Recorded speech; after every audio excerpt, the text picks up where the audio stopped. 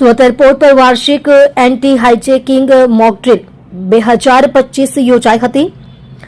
3 હાઇજેકરોએ સુરક્ષા એજન્સીઓ સમક્ષ આત્મસમર્પણ કર્યું હતું। બપોરે 11:31 કલાકે દુબઈથી કોલકાતા આવતી 162 મુસાફરોની ફ્લાઇટ નંબર ABC 111 ને 3 સશસ્ત્ર આતંકવાદીઓએ હાઇજેક કરી હતી, જેનો ઇમરજન્સી કોલ મળતા CISF, QRT, CASO, airport operator, સ્થાનિક પોલીસ, રાજ્ય ગુપ્તચર બ્યુરો સહિતની તમામ સંબંધિત એજન્સીઓ તેમજ anti hijacking control room AHCR સક્રિય થયા હતા। પોલીસ કમિશનર શનુપમસિંહ ગહેલોતની અધ્યક્ષતામાં બેઠક યોજાઈ હતી, જેમાં સુરત CASO ASGના શ્રી કુમાર અભિષેક, એરપોર્ટ ડાયરેક્ટર શ્રી આનંદ શર્મા, CISF, સ્થાનિક police, fire service, SOG, medical team સહિતની તમામ મુખ્ય એજન્સીઓ જોડાયા હતા।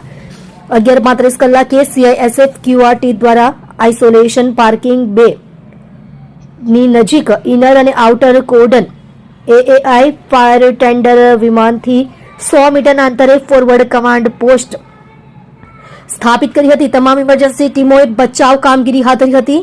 બપોરે 11:44 કલાકે ત્રણેય હાઇજેકરોએ સુરક્ષા એજન્સીઓ સમક્ષ આત્મસમર્પણ કર્યું હતું, તેમજ 1:45 કલાકે આ કવાયત પૂર્ણ થઈ હતી।